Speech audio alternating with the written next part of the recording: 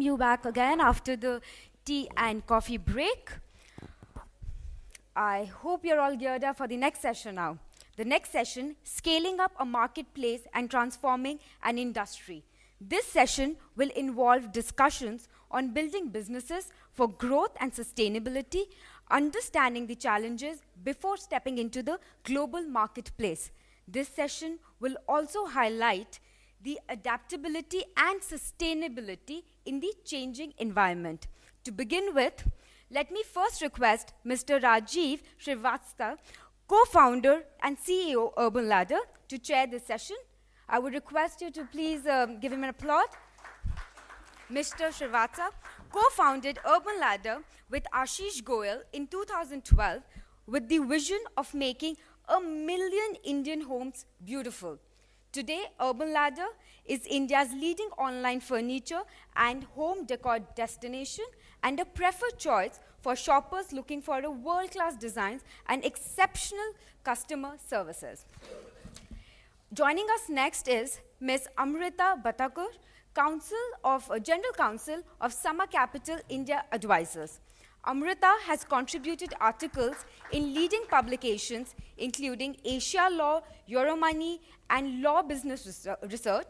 She has been named as a rising star in RSG Consulting's list of second-generation lawyers in their 2010 India report. Prior to Summer Capital India Advisors, she was associated with law firms such as Nishit Desai Advocates and Fox Mandel.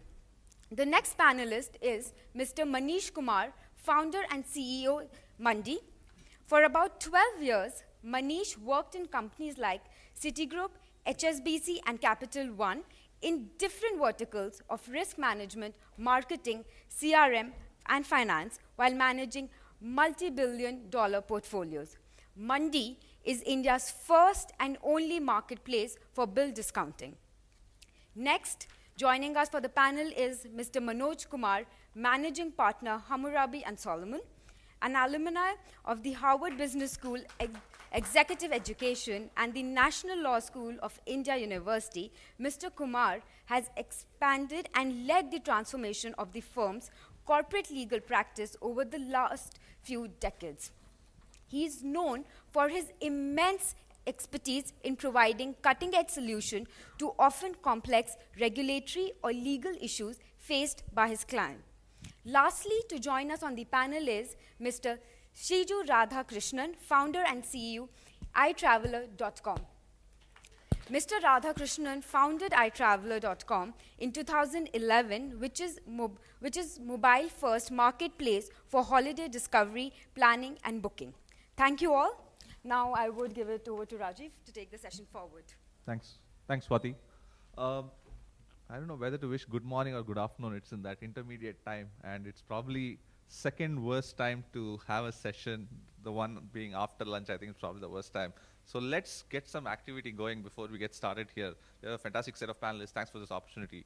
How many right now feel that the whole of this, given a lot of us are somewhere in e-commerce or related to e-commerce, the whole e-commerce sector right now is too hyped up? Wave of hands. Okay, that's a...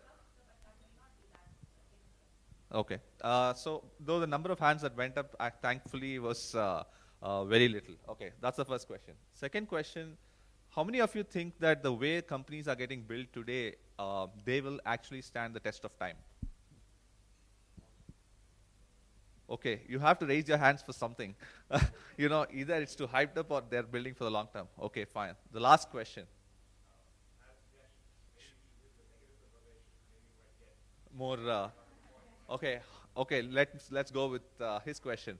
How many of you think that companies are not being built for the long term or in a sustainable way? Okay, fine. Finally, we see a lot of hands. Okay.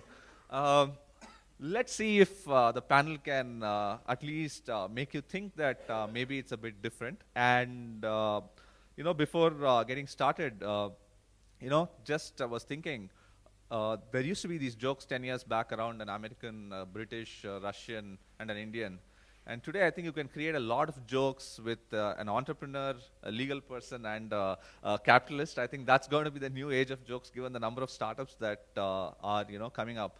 I'm going to, cover broadly 5 topics within the ambits of the session, and we were supposed to have 5 people. A person from Snapdeal wasn't able to make it, Mr. Ashish. So we'll keep it to the same 5 topics and make sure that all of you are released early enough for lunch. And what I'm also going to do is to keep the last 10-15 minutes for questions. So, if you have any questions related to this sector or to any of these panelists, it'll be fantastic if you have those questions ready. And we're going to take the next 20 minutes and hear out.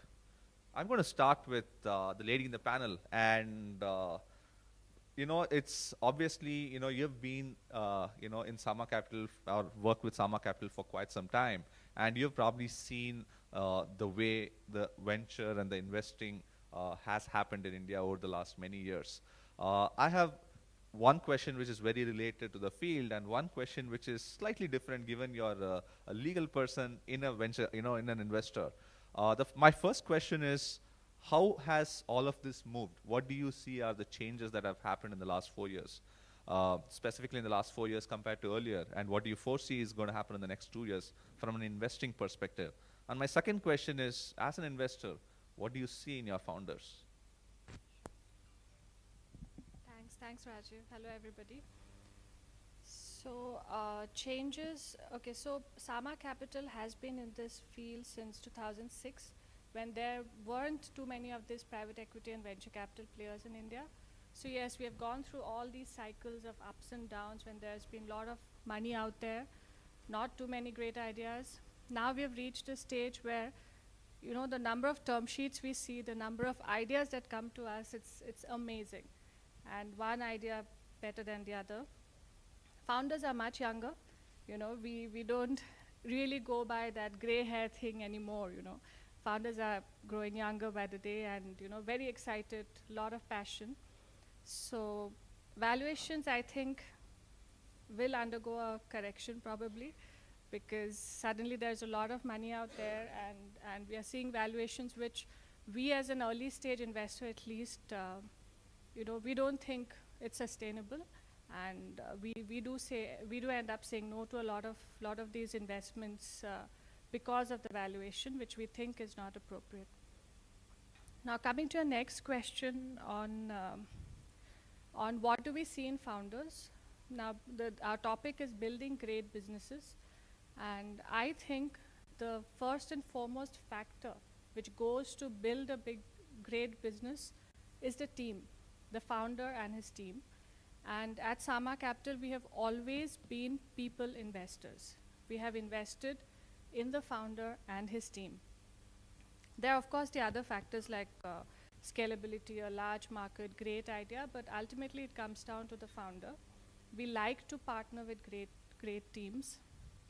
And so great teams which have a lot of passion, a clear action plan, integrity, motivation, commitment, and adaptability. So these are the main traits that we look for.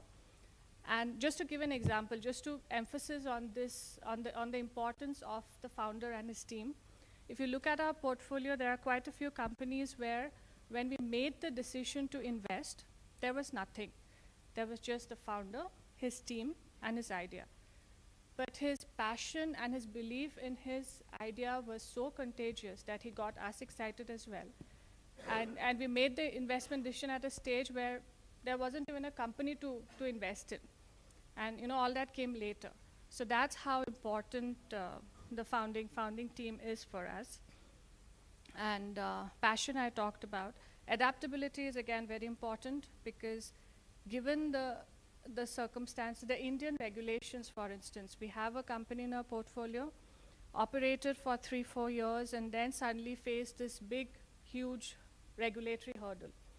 And the founders were honest and objective enough to realize that their current business model is not going to work. And they quickly made the change from A to Z, and they just jumped courses, and they are doing great now. So that adaptability, I think, is very important. Thanks, Amrita. Interesting, you talked about founders with passion and founders who are resilient to operate in a very changing, fast-changing marketplace. I'm going to take the conversation next to Manish, who's one of those founders, right, who's built Mandi over the last 2 years. You know, we're talking even Urban Ladder and funding. Manish, two things for you. One is maybe in a 2-minute, you know, if you can give a bit more on what you guys do. And more importantly, I found, you know, in the conversation with you, you talking about liquidity is everything, right? And you have your view on why you believe so and what you even mean by that. I think it'll be fantastic for the audience to listen to that. Sure. Thanks, Rajiv. We are primarily a bill discounting platform. What we do is we help SMEs raise money against their unpaid invoices. So we are primarily a marketplace. On one side, there is SMEs who has unpaid invoices against a large company, so they can sold these invoices on our platform. On the other side, we can have retail investors, institutional, financial institution who can purchase these invoices. So it's a medium for SMEs to raise money in a fast, hassle-free, secure way. And also at the same time, it gives the investors a new asset class primarily, especially in a market which has tanked yesterday. It gives definitely a new asset class to a lot of investors. So that's what Mandi is all about. Now coming back to what Rajiv has asked on the liquidity. Liquidity is primarily, the way you define liquidity in a marketplace is primarily the probability of having a transaction done. So let's say, let's take an example. Let's take an example of, let's say, Uber.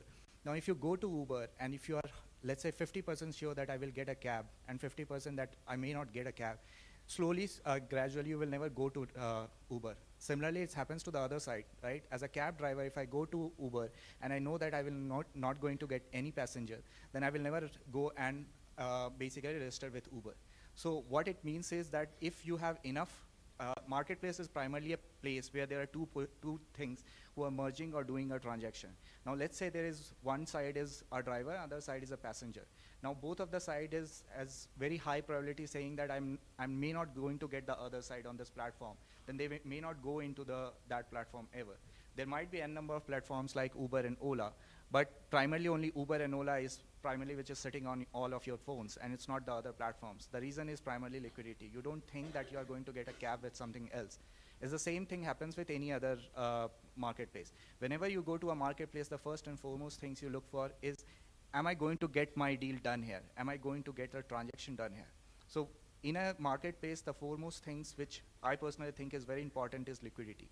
Now, how you can build liquidity can be with trust, can be with, you know, you can try to solve for the piece which is scarce. So let's say let's say you are starting something like Uber, and you see that, hey, I might get passengers, but I may not get the drivers. Then you go and focus everything on getting the drivers, right? So you focus on getting the drivers. Once you have like registered 10,000 drivers on the platform, you know that you have solved that part. Then you can go out and soliciting the other side, which is the passenger. So that's primarily I mean by you know, solving for liquidity in a marketplace. Thanks, Manish. You know, it's pretty challenging to build a marketplace to make sure supply is taken care of, to make sure that you're also promoting enough and building a product where demand can buy. And I'm going to shift from Manish to Shiju in that context, because he is building a marketplace in the travel domain, trying to help you plan, trying to help you book, you know, your travel and tours. Shiju, I'm going to focus on, you know, let's say you put that effort to get the right kind of supply, but what do you do to build a fantastic product where there's engagement and where there is continuous demand in terms of the nuances of digital marketing? Right.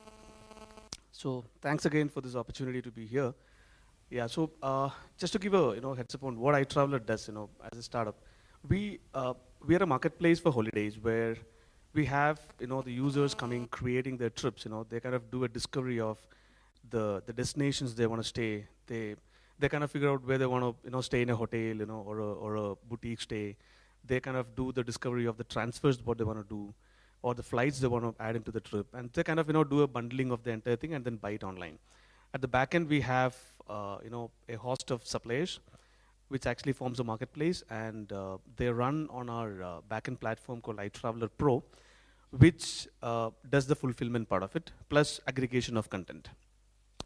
Now, going back to the age-old, the centuries-old phenomenon of marketplace, if you look at it, essentially in the new age, what we have kind of done extra is about enabling the technology part of it. Okay, so there are thousands of sellers and millions of users who come online and then buy things.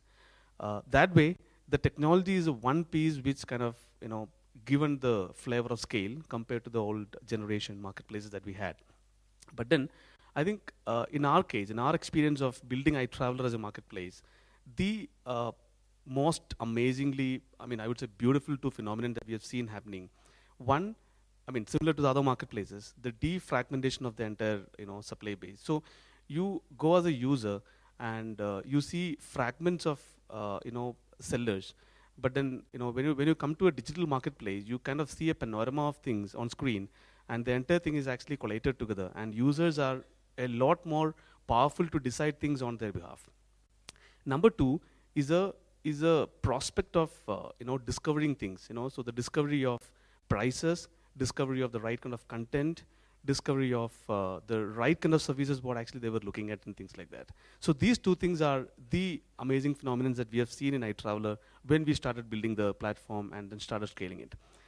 Now, to come to the question what you asked about the digital part of it, in terms of the, the marketing part of it, one thing which is very critical is about the curation of the content in the right shape. So that also would include creating the supply part of it. I would say it's an iterative loop where you have, say, 10 suppliers giving some offerings and, say, 100 people coming and buying all of those stuff.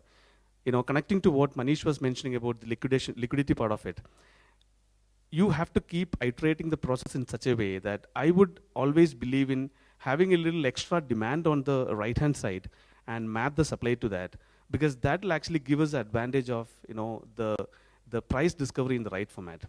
So we have always been focused on getting a little extra demand on the screen to make sure that the suppliers are actually a little, stressed out in terms of delivering the stuff.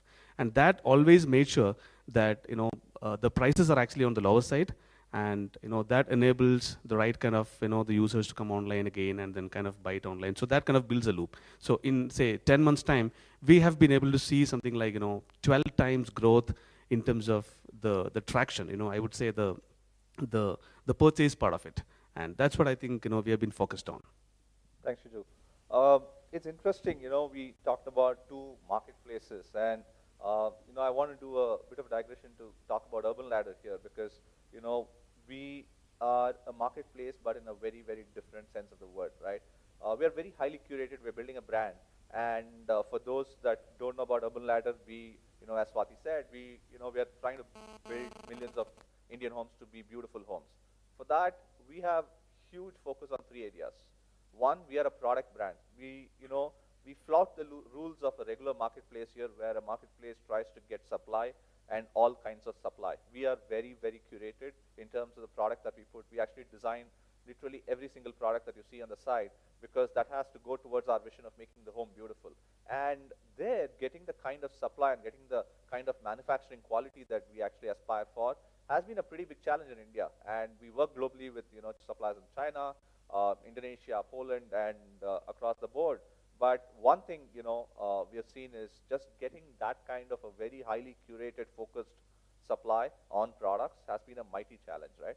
Two is the service. Again, marketplaces have service also as a marketplace, but you also see that be a Flipkart or an Amazon, when it's fulfilled by Flipkart and Amazon, the kind of quality that you expect is probably very different. And Urban Ladder is one of the happiest customer scores, net promoter scores in the whole of the country, across the world. And that has been only possible by building a very strong supply chain capability internally. We deliver and install only in 20 cities, but we do it ourselves in all those 20 cities. And that has been a big source of competitive advantage in this country, because it takes time, it takes effort to train people to the level of quality and service that you would want as a brand. And we are here challenging the likes of Amazon and Zappos, which have created fantastic brands in the US for customer satisfaction. And that is something that requires very, deep and continuous investment. The third piece and the third pillar, which I think Shiju and Manish talked about, is technology, right? If we don't do some of this very interestingly through technology, we're never going to scale up at, the 10x that Shiju talked about, or the 4x or the 5x that we are seeing every year that we are able to scale up. Physical retail, just to give you context, in this country as well as in the US, retail overall in India is around a $500 billion market, right? Overall retail, compared to China and US, which is around a $5 trillion market. It's 1/10 but very fast growing. And there's a lot of Indians who have a ton of disposable income.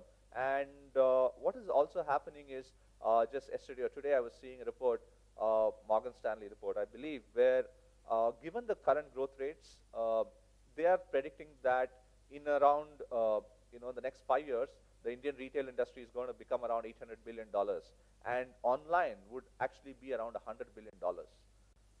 These are not numbers out of a hat. It's a one-way behavior change that's happening in India. Whether you offer a ton of deals or discounts or whether you don't, people don't want to travel in the traffic that you see outside, go negotiate with people on the floor who don't know enough of a product. And physical retail is just becoming humongously expensive given the real estate costs in India. The only way companies can scale up because of, one, the costs, and two, the kind of data that technology can actually provide is digital. And with the power of digital, I think you as consumers here would, I would be surprised, let's do a show of hands just to keep the energy up. How many of you have not bought anything online yet? That tells the story. And which essentially means that, if I had asked the same question around 4 years back, probably a lot more hands would have gone up. And if I ask this question in front of an even more mass audience and not the slightly elite audience here, in the next 2-3 years across the tier 2 and the tier 3 towns, the number of hands going up there we predict would be 0, right? Because that's what's happening. It's a one-way trajectory given thanks to the smartphones. And what do companies like us have to do digitally to make sure that this is a one-way track and you're not really going back on it? Is to, one, I think at Urban Ladder we follow this super stringent. We don't do crazy deals and discounts because we don't believe that's a sustainable way to build a company, and we just don't do it, right? I'm sure as you see, other e-commerce marketplaces, they have actually reduced in terms of the kind of discounting and deals that they are doing over the, at least the last 2-3 years. It may not be evident to you as a consumer because you still see a big sale here or there. But what clearly has happened from just purely understanding the margins perspective is that companies are just doing lesser and lesser of it right now. Companies are also investing heavily in technology. For example, we actually are one of the forerunners in things like augmented reality and virtual reality, right? How do you bring a furniture buying experience to your house at the comfort of your home? Can you see a sofa? We have an iPad app that is called Living Spaces, where you can actually see our sofa in your house without any, with just the power of technology. You can move it around, you can see how big it is in your house, you can change fabric, all of it through an iPad, and you actually see it before you get it. Can it substitute for the actual sitting on the cushion? Not yet, but I'm sure technology will get there. Maybe it takes another 3 years. We have an app for called Urban Storage where you can drag, drop, and build your own wardrobe. No one in the world, even IKEA and Restoration Hardware, whoever else across the world has an app that's as well built where the consumer can actually do it themselves without assistance. And it takes a lot of user experience and technology effort to build some such app. And the great part is we here in India are building that and challenge the mights of the guys abroad, right? And the power of data and analytics, it can't be stressed enough. But all of the digital marketing or how a marketplace is performing is all through the power of data. And we have a ton of data that no physical world company can ever build. And with that power of data comes personalization. With that power of data comes optimization. And that power of data, when the digital marketing channels and your website and app talk together, you can optimize stuff at a rate which can never be seen before. And that we believe, with the power of great product, great service, and great technology. And these are not short term, right? I can understand why, in an audience that's probably disconnected or seeing a lot of both sides of the media reports that this sector is hyped up. Training, is a long-term sustainable advantage. Building a great product and going into the depths of design is a long-term sustainable advantage. Investing in technology and in data is a long-term sustainable advantage. These are not going to go fly off, right? Access to capital is super critical, and that's why you see companies raise money. Smart people don't join new companies without good enough salary, and to fund those smart people, you need money. But somewhere now, that is a one-way trajectory, and the great part is companies are being built despite all the hype that's out there. These are companies that are being built for the long term. In one of the sessions I heard, are these long-term brands? Today, yes, if you stop advertising, I think some of these brands that you see in different spaces, be it verticals or horizontals, you will actually remember them top of mind and go despite stopping any kind of advertising. And that's the power of what companies have built in the last 7 to 8 years in this space. So, I wanted to take the Urban Ladder story specifically to focus on supply chain and brand. So just to add to what you said about, hiring the right people, I would just like to add on to that. I can't emphasize more, I can't emphasize enough on the importance of building the right team. I talked about the founder, but I think something that gets sidelined somewhere when a startup is growing is the need to build a right team.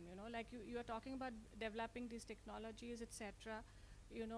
A finance person to take care of everything. I think the founder needs to be able to attract that kind of talent and retain them, and build the right team. To, like, if you have a delivery department, a person who has the knowledge and the experience to head that team, because ultimately the founder can only do so much. Yeah. So I think that's one more thing which is The important. team is a critical part. It's literally the building blocks of product or service.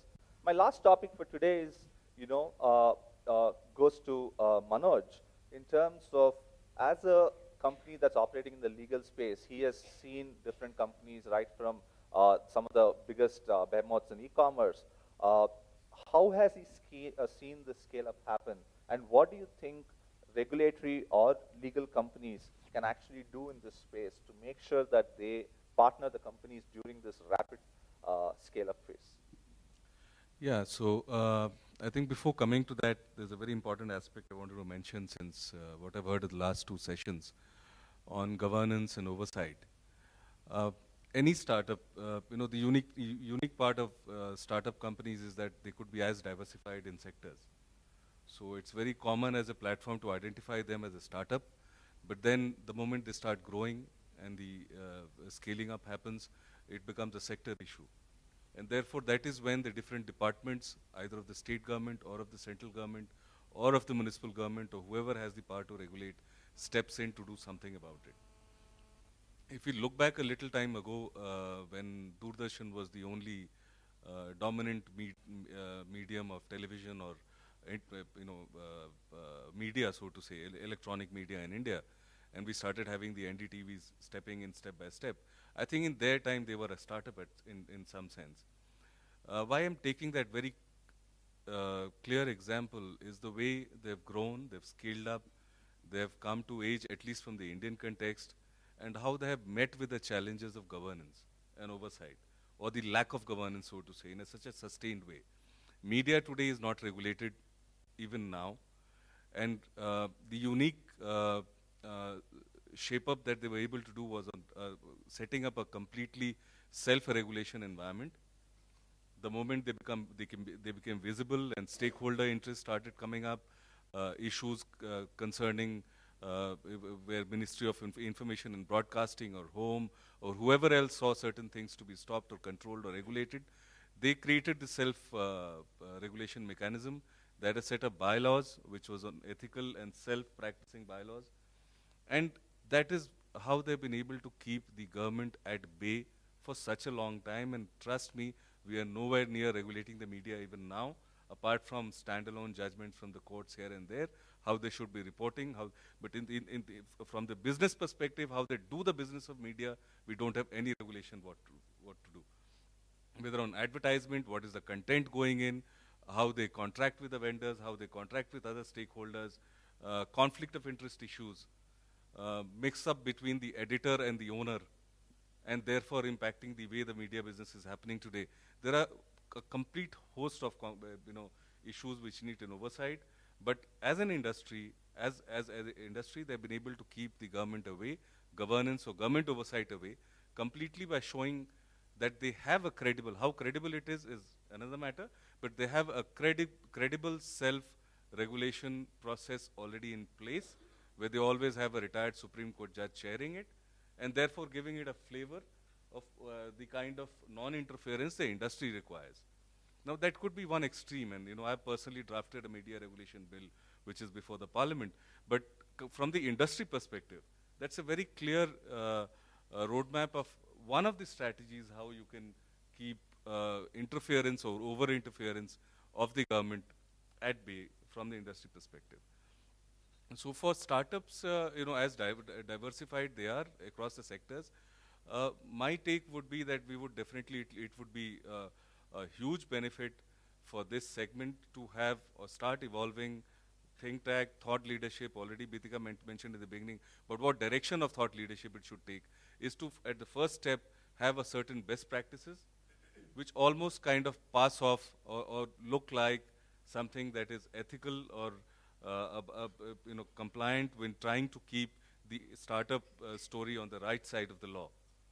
And we have a sign-up or certification or whatever mechanism we could work around it, but essentially trying and saying the regulators to keep off, give the oxygen, give the growing space to the startup space till they achieve a certain size, and therefore at that point in time there are regulations which would take care of things automatically, and wherever required on a sectoral basis they could step in and set up oversight mechanisms. So this is something which needs to be done as soon as possible. Otherwise, we'll start coming under pressure sooner or later. We'll have regulators from at all levels, right from municipal to central. That's one. Now coming back to the challenges that you're mentioning.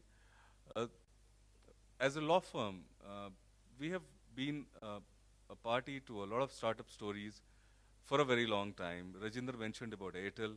I remember the days Airtel had a small office in Qutub Minar, and we were the lawyers, and we were doing restructuring transactions for them at 1/20th the price of, it was not even sustainable. Now, it's not about the money. It's about partnering a startup in moving in a particular direction to hit a milestone where they had their own milestones and we partner them. So this example only signifies that as a law firm, we need to innovate on the nature of service we can provide. We have startups today who are in B2B and B2C models both. B2B is still a little organized and systematic because stakeholders are credible, they are identifiable, the jurisdictions are identifiable, therefore the deliverables and risk factors are identifiable, and therefore the enforceability is identifiable and the dispute mechanism. When we come to B2C, you are spread to the whole country, at times overseas. And from the vendor perspective or from the customer perspective, legal as well as compliance perspective, we see our growing up companies which are still in a nascent stage facing legal challenges across the country, as well as that much of a variety. So law firms essentially, especially emerging law firms, some of us are sitting here in the room who have the bandwidth of trying to redevelop a practice offering to suit and tailor-make the requirement of a startup company. And at a sustainable level, cost, resources, presence, everything is a challenge. But we have been able to do it. I would not like to take names in a lot of sectors. But I think that's a space where law firms can be a partner, and they better be a partner much earlier in the game. Then that becomes a roadblock and sustainability comes into a question. Thanks, Manoj. I'm going to just lead off last question specifically to Manish. Given you are probably operating in one of the most regulated spaces to some extent, how have you seen the regulatory challenges and what sort of been your experience overall? I agree. Financial services is like heavily regulated, but at the same time, I don't say that the regulators are up to the curve in terms of the new kind of technologies or the new kind of ideas that is coming in. And I would say that any of the startups who are starting it up, maybe in a new sector or even in a sector in a drastically new idea, I would say work with the legal as early as possible, which what Manoj has said is it's good to work early and get to know where you are, where you stand, rather than just taking a plunge and say, hey, I will take once the regulator will come up. That's typically is an idea which becomes like a very much roadblocker. Rather than that, if you are trading yourselves for the regulations, like from the day one, you know that sometimes it will come, and it will always come, whether it's like in Ola, Uber, the government is now starting to crack down. It will come in our case also. Today, tomorrow, the government will come and will say, hey, I want to regulate you, or I want to regulate something else. So it's always easy. It's always better that you put your mind to that thing, that yes, the regulation will come, work with the legal, work with the auditors and regulators, and see that where you stand as of now. It's tough because there's a lot of gray areas. A lot of times you don't know whether you are which side of the law you are into. a lot of times you have to take a risk in terms of, okay, let me take a plunge and see how things will work out. And a lot of times you get surprised that people are a lot supportive to you rather than, not supporting you at that time. But I would say that yes, it's better to work with legal at the very early stage rather than to get in touch with them at a later stage. Thanks, Manish. So I'm going to take, 3 questions, right, before we do the closure of the session. So, if you have any questions for a specific panelist or for the panel in general, and I can pick who, is the closest to answer. Why don't you, go ahead. Hi. So you did mention an amazing point about providing better convenience for customers and providing the best quality of service. But as a startup, when you're beginning, the biggest question over there is to provide best quality of service, your costs going to go up. And at the same time, as a beginning startup, nobody wants to pay a huge amount of money for anything that's new, right? There's an expectation set. So that becomes a tricky corollary where you want to provide a better service, at the same time, a better cost of goods. How did you solve that, especially when you're growing, and especially at the very beginning stage, at the very early stage on? Sure. Okay, I could take this. The funny part, India is 1.2 billion, and there is probably a set of customers that can operate at any price point. There'll always be probably a million or so. If you want to sell super expensive chandeliers, I think there's a market in India, right? Yeah, that's the, and there's market for free basics as well, just to open a can of worms. You have to pick who you're going after. And once you pick the person who you're going after, for us, 4 years back when we started, July 2012, no one bought furniture online. And no one, we thought, was willing to pay a premium for the kind of service or the quality of the product. But we were pretty wrong on that. And there was clearly a segment of people, and that segment was much smaller then, and that segment is much bigger today, who were willing to pay for the convenience. They were not willing to pay like a super premium. That's why raising money and making sure some of these other things helped. Because what we wanted to do is, see, no startup can survive without a product market fit. If you're not selling the product at that small delta that someone is probably willing to pay for that convenience, it becomes too expensive in their mind. I think somewhere in those first few months, we were able to crack what the product market fit was in terms of what is the price that upper middle class urban Indian in those 3 cities, who's that early adopter, home proud, digitally savvy, all of those different pieces was able to pay, and the price that we put for that product was somewhere a good match. Having said that, if you're able to sell that product for that product market fit, then the chance of scale up by doing some of the other things that we talked about here is immense. But if you don't get a product market fit, then you pretty much have to sort of tweak that product or the price or the service level or go after a different segment. One of this has to happen, otherwise, so of course it's a very, slightly theoretical answer, but to our space, we just tried a particular price and we got a set of products. There was a huge segment that seemed to be interested in that was not getting that product at that price. It was either too expensive or too crappy. And that is something that the sweet spot we got very early on, which was, I would consider very lucky for us. But that's the whole point of the startup. You have to just get that. Couple of other questions? Yeah, sure.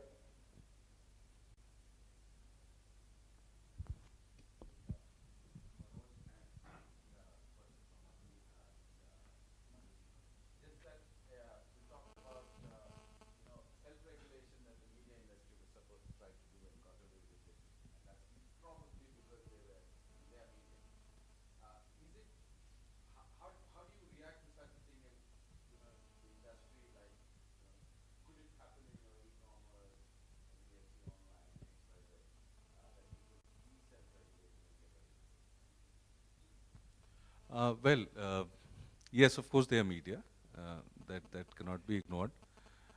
At the same time, they are subject to, just talking about media for a minute, I mean, they are dependent on a certain licensing regime by the Ministry of Information and Broadcasting. And in case they do commit a misconduct, the complaint is supposed to go to a committee which comprises of 20 IAS officers or 18 IAS officers from some 9 or 10 departments. So it never has a sitting. So that's also another fact. but we have a closer to home example at least.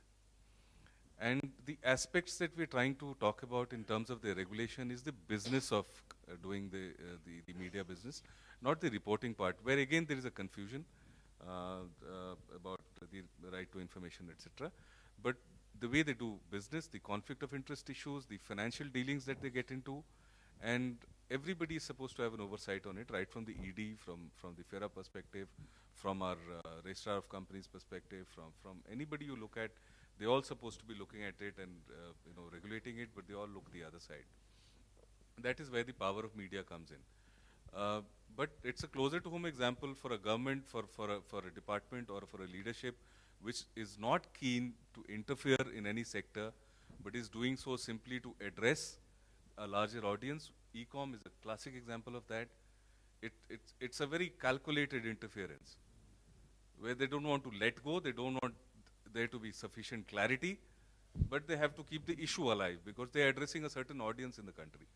So these kind of issues are there in every sector. And my sense would be that if we give this kind of a thing on a platter to the government that, okay, we already have this, we have the golden dressing, you don't interfere, just kind of, congratulate us for having a self-regulation, they would be better off and more likely to continue to do it for quite some time, unless larger issues start coming up, specific issues. Yeah, I agree. I think the intent is what the regulators are looking for rather than actually what they want to. If your intent is good, if your intent is to solve something which is hampering the country's progress, then I don't think its regulation is something which you need to worry about. If you're not trying to, basically try to mint money by just screwing somebody, I think it's fine. When we went to RBI, it's primarily RBI come back and say that, hey, you are doing a service to the nation because you're solving a SME supply financing problem. So, you go ahead, you do it. That is an angle which we never thought of. We thought of, okay, we are thinking about having the financing gap. But they come up and told us that, hey, you are doing a service to the nation. So I think the intent matters a lot when you are doing. If your intent is true, if you are trying to self-regulate is again, which primarily focus onto the intent part of it, you want to be regulated, but there's no regulation, right? So if there's no regulation, you want to go into self-regulation and see how I can carry forward. Tomorrow, if the regulator will come, you can say, hey, this is I am doing something, this is there, my intent is correct, the way I am doing my business is correct. Now, if you want to add on some more filters, you please add on. But there is no road blocker as such, you will not gonna hit the wall. That is something which is very important. One last question. We'll go to the... Hi, good afternoon. My question, being a co-founder of a startup, would be towards the lady who's responsible for giving capital to our startups. My first question would be, what are the metrics you guys analyze when a startup comes that's really not been up for too long, so there's no hard data to analyze whether or not to offer them a term sheet for funding? And my second question would be, how important do you guys see a startup with tech integration or potential for tech integration when it comes to funding and potential for growth? Thank you. Okay, so I'll actually start with a disclaimer. I'm a lawyer.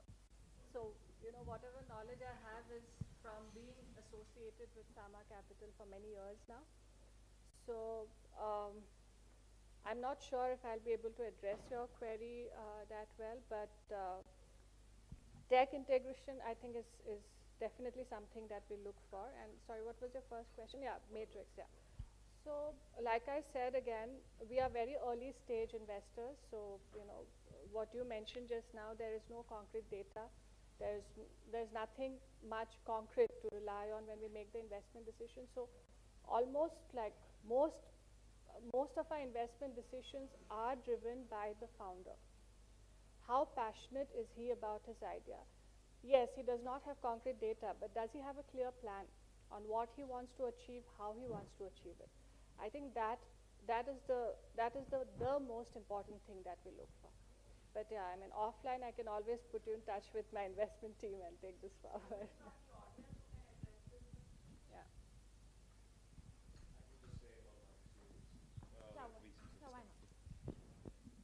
Yeah, I kind of I'm a founder of a travel startup called Explore Life Traveling, and I've kind of pitched to venture capital in California as well as in Bangalore. And so far, I can tell you what my experience has been between Menlo Park and over here. Metrics is something at an early stage. Everybody has their own definition of metrics. And I think what Amrita said is like right on the dot.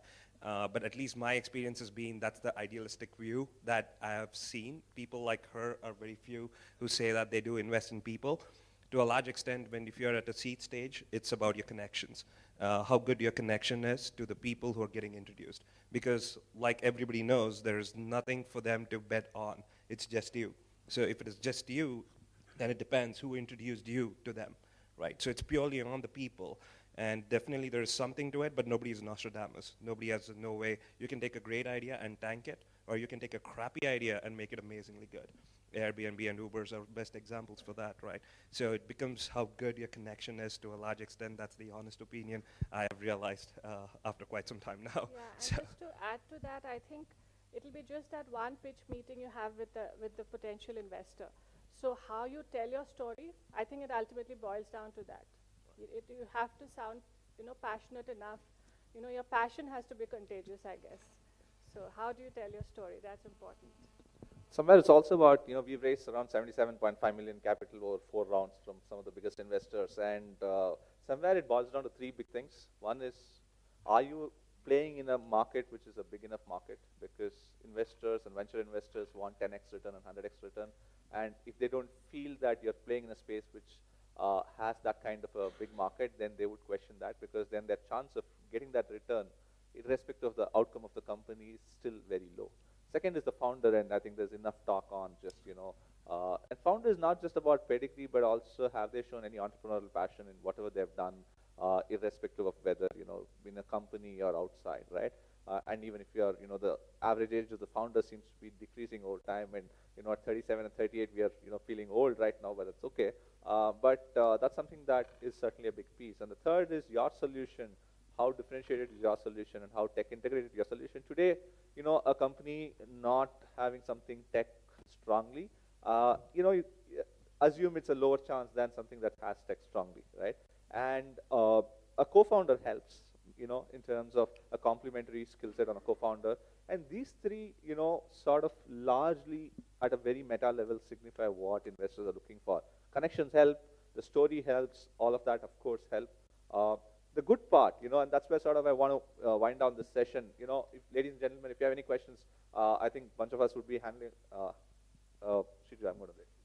Just to add one aspect there, maybe ignorance also helps a little. Ignorance? Yeah, because I was actually tempted to say this.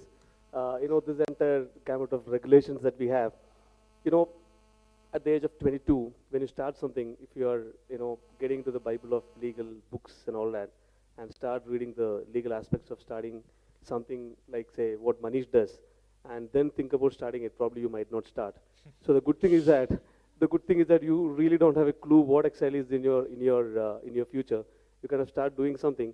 I would probably call it as something like, innovation by ignorance, and that ends up being good or bad.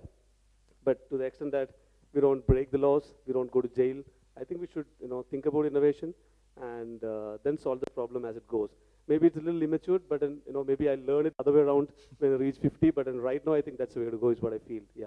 I think that really is sort of the spirit that you see right now in almost all the entrepreneurs. The great part is, thankfully, things like Startup India and just the access to capital. Every single venture investor has raised a 300 or a 400 million round. Sequoia, we heard, raised a 900 million in their latest round. And 4 years back, that was all 150. And 4 years prior to that, it was all 10 and 15 and 20. And that's the access to capital, right? And I think overall what you hear, if you ever to summarize in 2 minutes, there's a huge access to capital, there's a huge amount of energy and passion, and it is a one-way thing that's happening. Having said that, there's also, probably a bit of hype, and that will settle down, and that's just natural flow of any market, that there will be these cycles. And you will see companies being built for the long term. Maybe it's not proof enough in a 1-hour conversation, but what you would have seen here is, there's a very strong focus on how to get it right. There's a very strong focus on getting the marketplace right. There's a very strong focus on getting the product and the marketing right. A very strong focus on getting the supply chain right. These are all building blocks of any core business. And you can get capital, you have to get strong talent, but if you don't build some of this stuff really strongly up, then building a long-term sustainable business is anybody's guess, right? It's not going to happen. But I believe companies, at least, what the seniors we have seen, people who have done that before us, and in our sort of 4-year back time frame, and companies that are starting up today, we see the discipline into all these nitty-gritties of stuff, and we believe, contrary to the number of hands that went up to one of the third question, that a lot of companies are building for being a big player in the marketplace. Thank you, ladies and gentlemen, and have a fantastic lunch. Thanks for this opportunity. Thank you so much. Thanks, Vikram, for discussing your experience.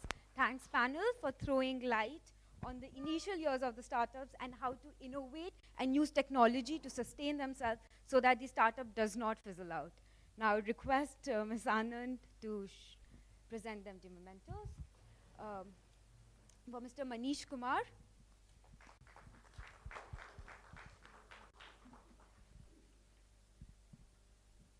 Amrita.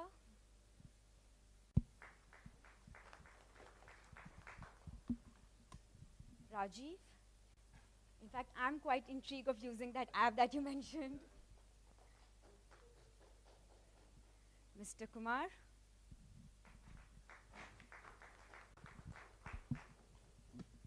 And Mr. Radhakrishnan.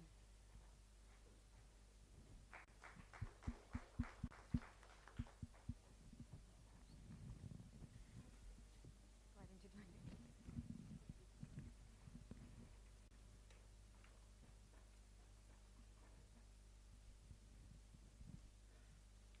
Great.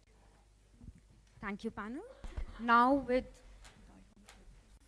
with food for thought in order, let's break for lunch.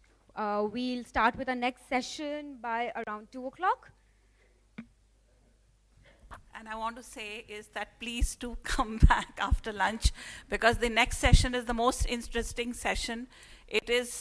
We don't have any panel discussions. Everybody will be interacting with everybody, so everybody will be talking to each other, because the session is called Let's Talk. Thank you, ladies and gentlemen.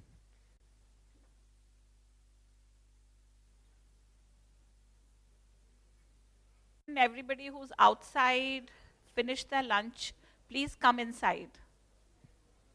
If they can't hear, then I'll go outside.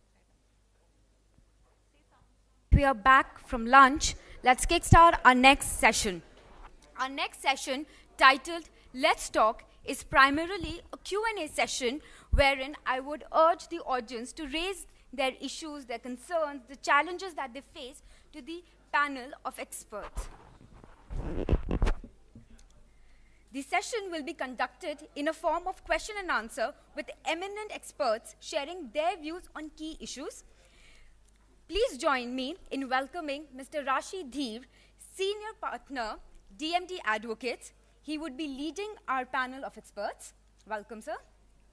Mr. Dheer heads the firm's corporate and tax transactional group. With close to 3 decades of corporate international tax transactional experience, he brings a unique blend of business thinking and strategy to structuring, negotiating, and closing complex commercial and corporate transactions. Mr. Dheer advises multinational companies, including a number of Fortune 500 and 100 companies, private equity funds, financial institutions, and business houses around the globe. Joining Mr. Dheer on stage would be Mr. Manav Nagaraj, who is a partner with Tattva Legal.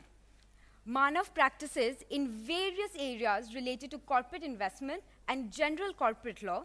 He has handled various complex transactions involving private equity, merger acquisition, joint venture, and corporate restructuring. I would request Manav to join us on the stage. Next on a list of panelists is Mr. Rachit Behel, Partner, AZB and Partners. Mr. Behel has extensively advised various startups in India on a variety of issues, including the entry strategy and corporate structuring. He comes with significant experience in advising on issues related to operating online marketplace and related regulatory issues under the Indian Exchange Control, Informative Technology, Telecommunication Law, VAT legislations, etc. I would request Manav to come on the stage. Sorry, Rajat, sorry. Apologies. I would now request Ms. Rupa Doraswamy, founder DLC Project, to grace the panel. Rupa is an international lawyer who uses her varied expertise to ensure that her clients are provided with the best possible legal assistance in most optimal manner across jurisdiction and practices. Rupa has a rich experience of close to 2 decades of practicing law in India and the United States. Rupa, please join us. Next, we have Mr. Samir Grover, founder and CEO, CrownIt, on the panel. The quintessentially product person has to his credit an extensive experience in creating and marketing software products for large enterprises as well as small and medium businesses in US and India. With his tremendous industry experience, Samir aims to create the largest auto company in India. His vision of the mobile-first Indian society drives CrownIt as a product which is transforming the way consumers behave. Samir, I would request you to join us. Lastly, on our panel, we have Mr. Vinayak Dalmia, co-founder, Amber. Vinayak has previously served at the Indian Prime Minister's office. He holds a master's degree in economics and finance from Cambridge University and is an alumni of Singularity University, NASA. Mr. Dalmia, please.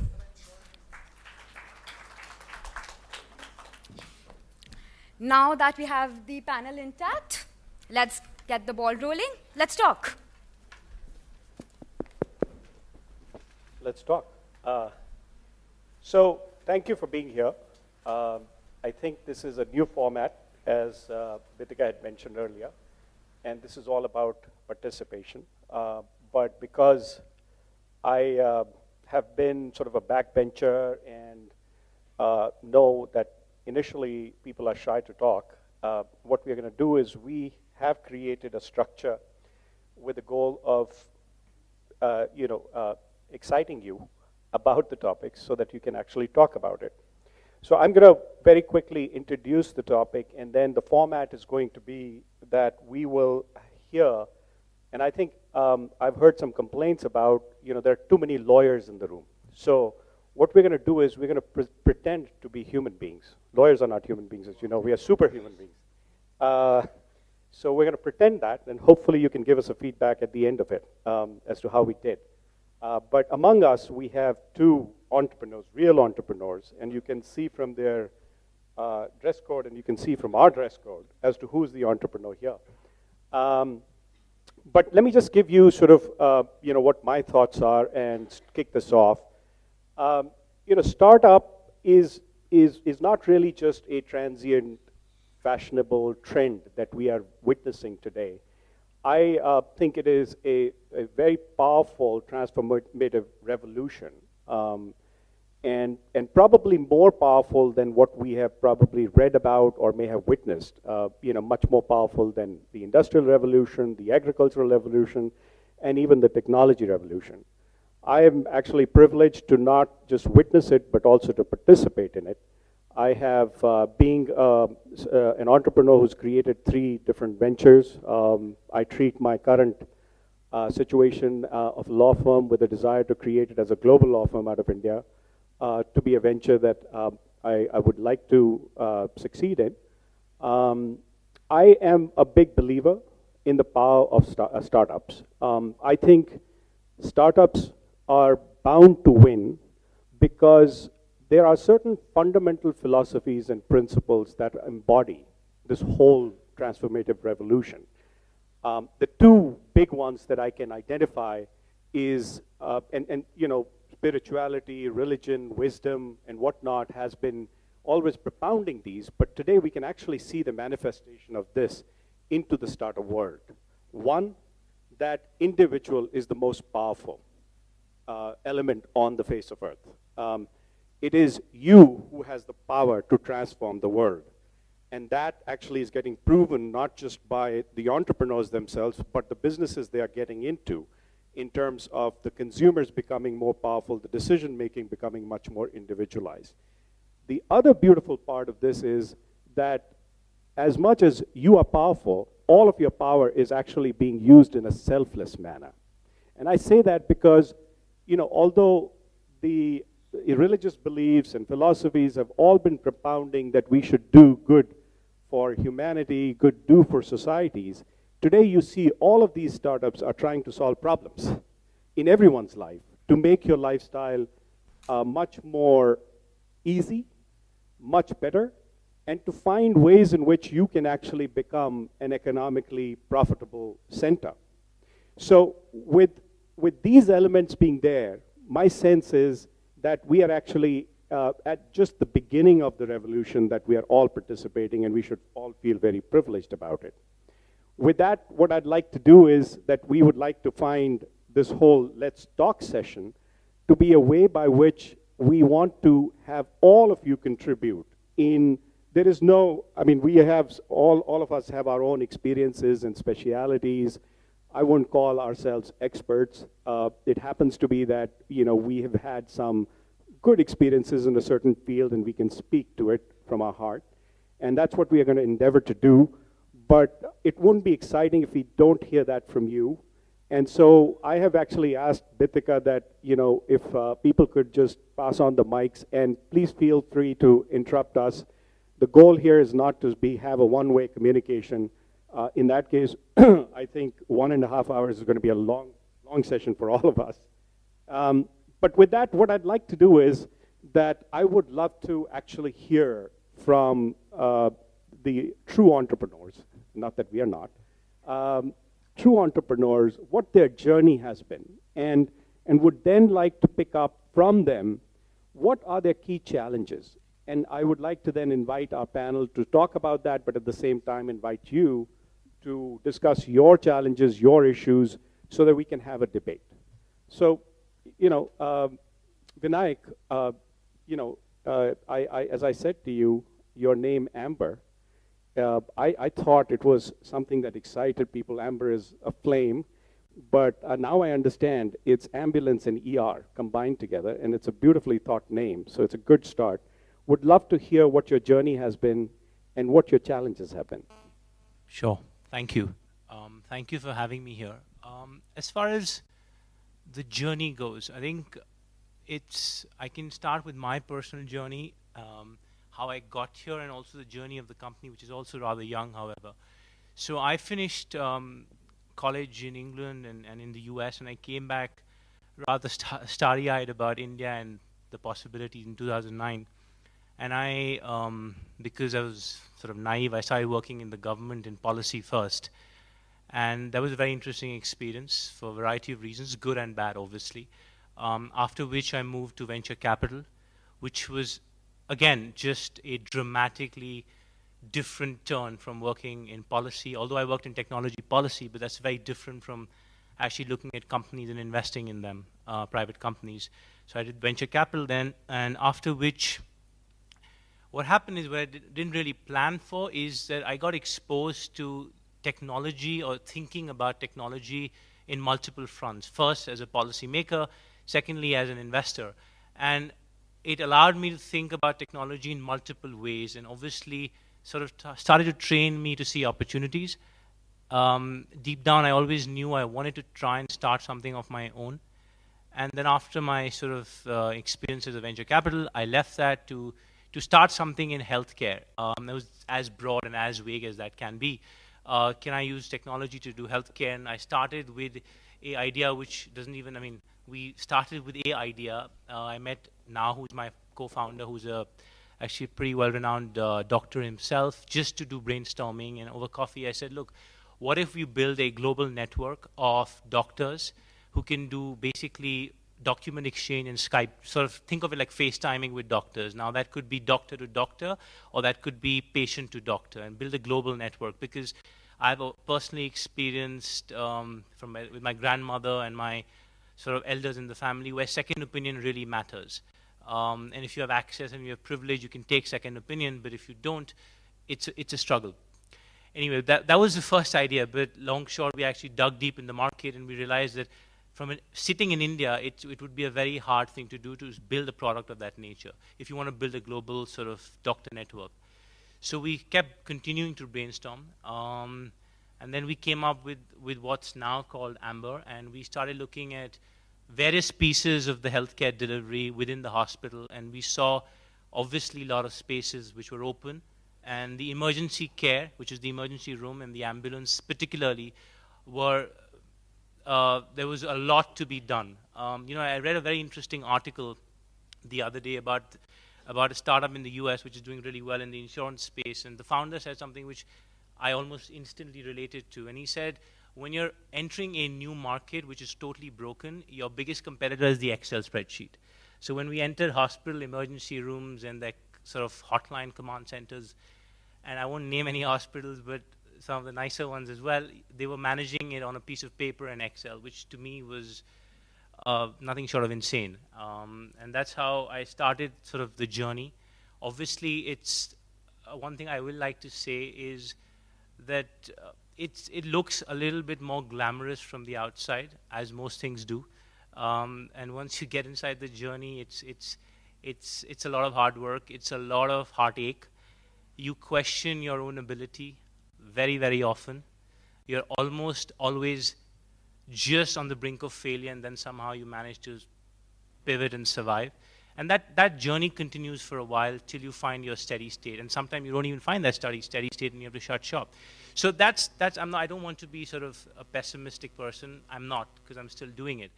But it's very important to understand the philosophical journey you will take as an individual if you start something, be that a technology company, be that a law firm, be that anything. It's a journey where you will learn a tremendous amount, but you will also have to be prepared for a sort of mental anguish.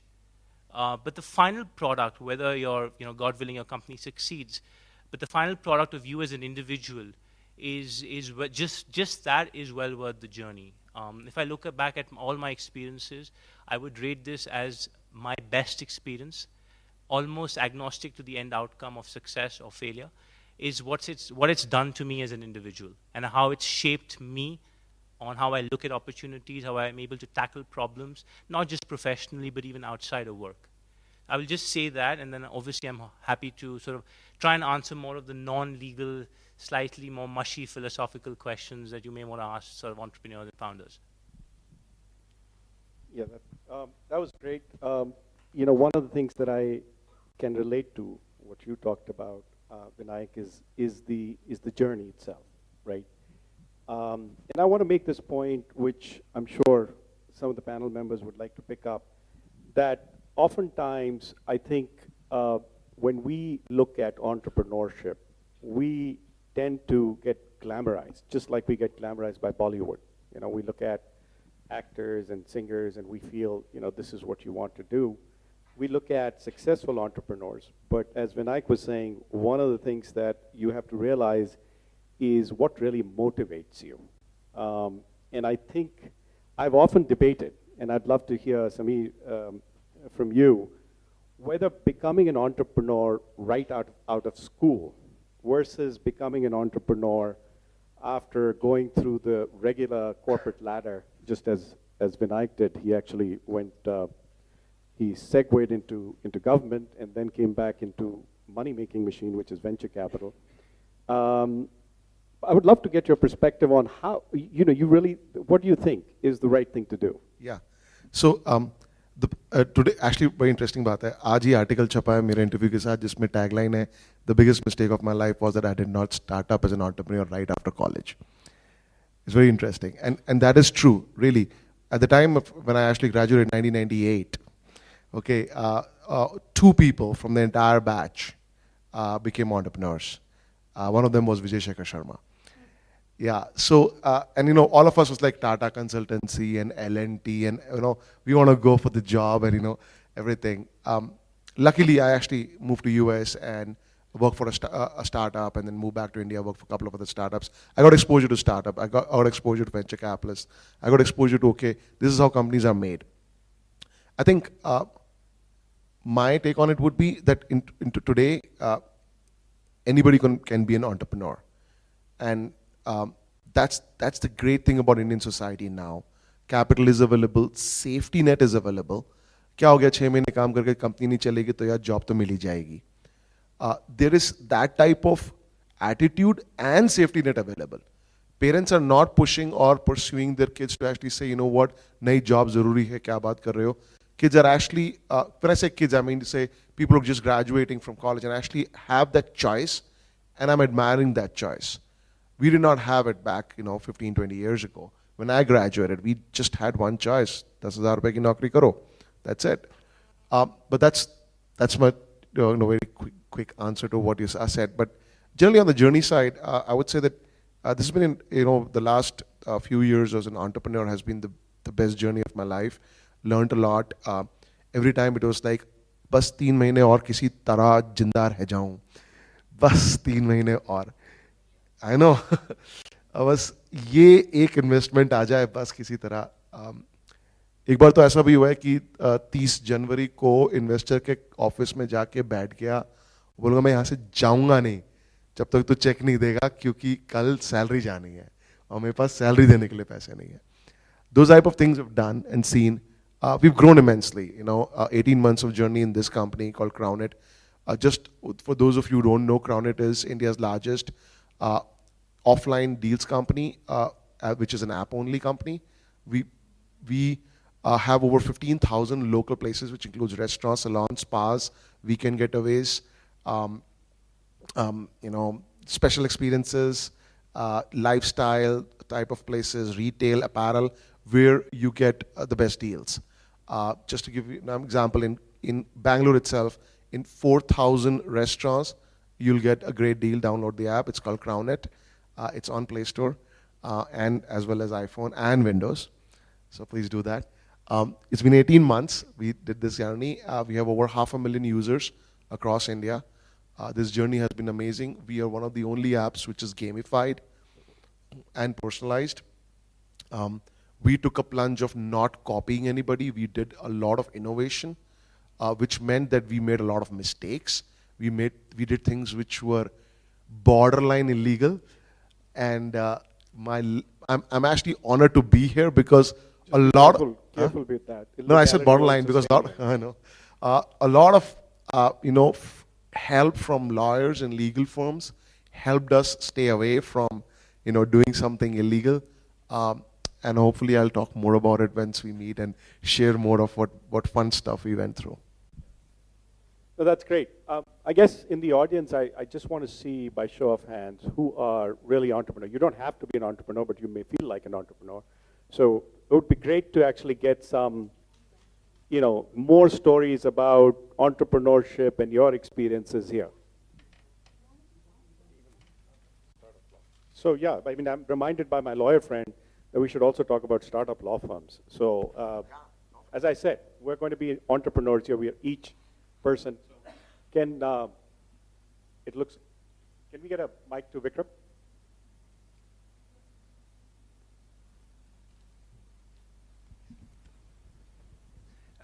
I think I was kind of very curious about the previous answer that you just gave, and at least I have a limited journey so far, but I've also been one of the founding team members of one of the startup which went public last year. So kind of have a little bit experience for the question that you just asked them about the college grads, getting out of college and being entrepreneurs at that time. Is that the right thing?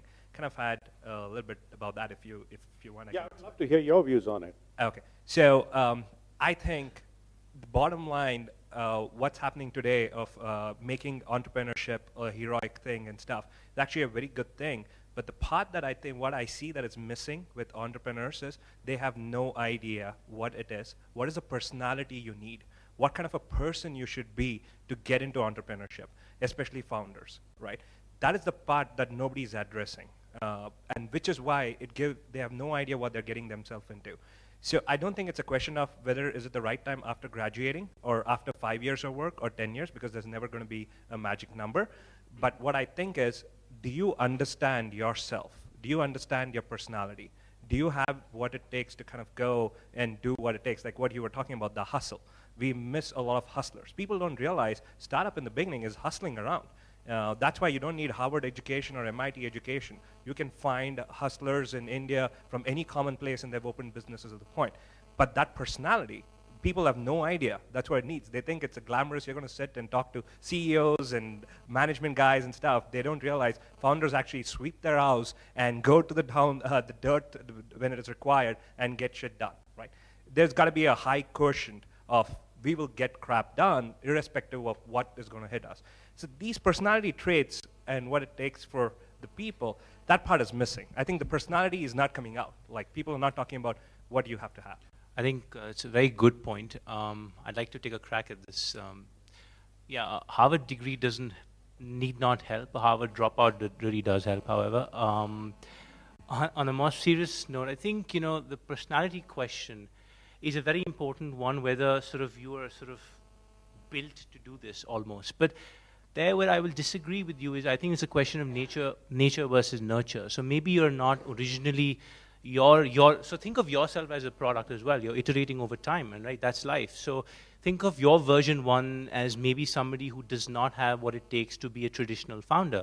But when you go through this sometimes really painful journey, you will walk out and you will learn. And so that I think therefore one should never be afraid purely because of this saying, do I have the temperament or the personality? Because then that's just being afraid of something, and then you'll never know. And even if you don't have it, how will you ever learn? Like, can you hack it can you improve on your own self and get those aspects and traits? So there'll be very few people who'll be born with all of those skills.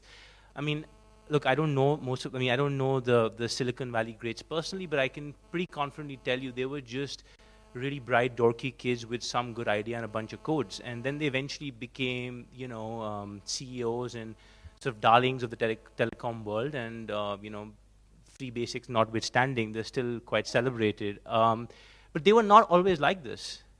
So they also go through that journey and become who they are. I just want to add one thing.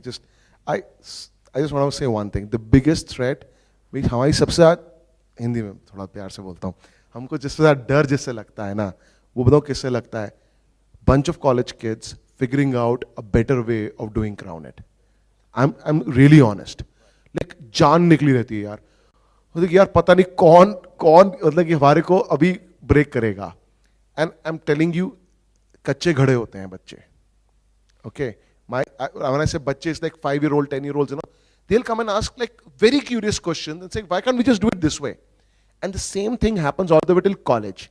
And then something really drastic happens which makes you very different. You go and do a job. And then you start becoming someone else's version of what you could have become.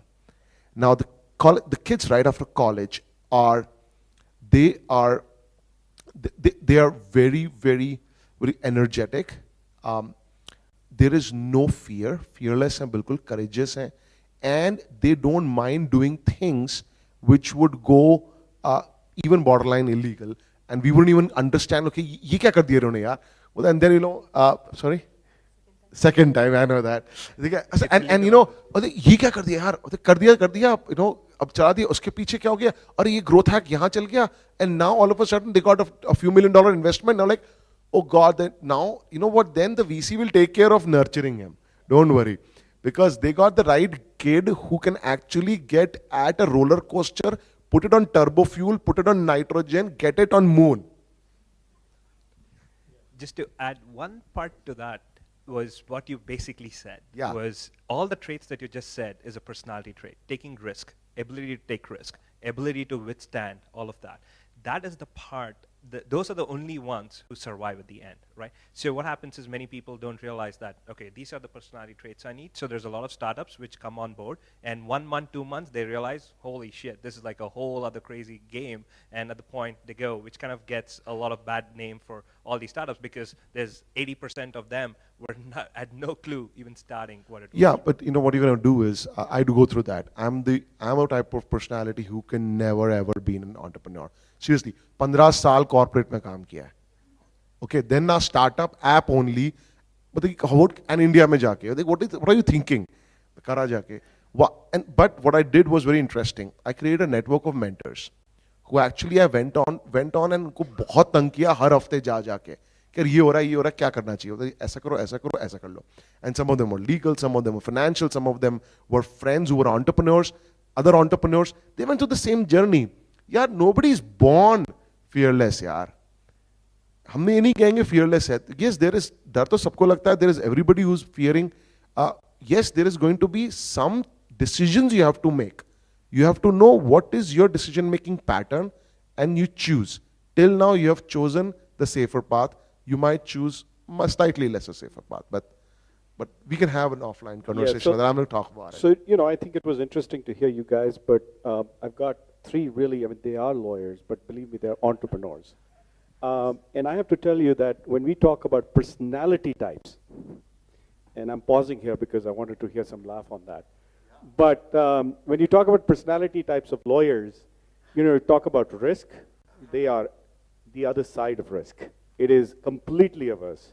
They want to make money whether you go up or you go down, So I would love to hear, in fact, I've got three really, enriched lawyers who have gone down the path of, taking the brave steps of starting their own ventures. And believe me, even in the service industry, some of the stuff that you guys spoke about, clearly it's in the service industry, but professional service industry, there is no innovation per se that's happening. And so it's a tougher route to take. And I would love to hear, Rajat, your views on, coming from a padded situation, even though you're part of AZB, which is a well-known firm, but at the same time, you have to be a profit center of your own. If you don't make money, that platform is not for you. So I'd love to hear your experience. I'd love to hear Rupa's experience and Manav's experience from their perspective. Someone in the previous, can you guys hear me?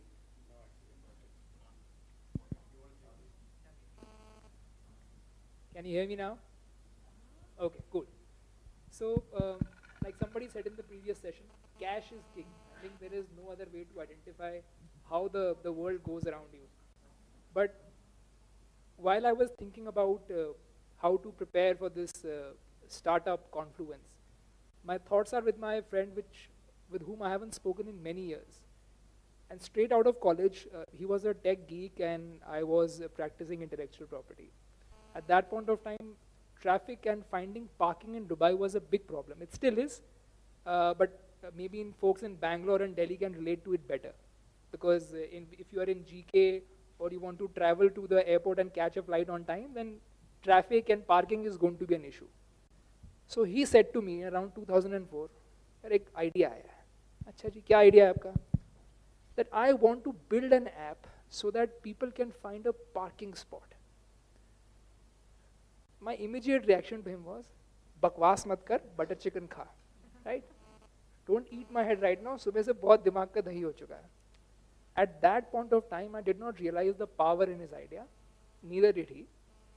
He used to come up with crazy ideas and without realizing the potential of that. And we were anyways, the lawyer circle that he was part of, we were too focused on trying to deliver results for the clients. 10 years down the line, now there is an app that is being worked on, and I think it's probably been launched, which helps you find a parking spot. That guy came up with the idea back in 2004. We are in 2015, where it is now a reality. Having advised many clients, including established players and other startups, I realized the potential of that crazy idea, which an absolutely inconsiderate friend trampled upon. And that was the death of that idea.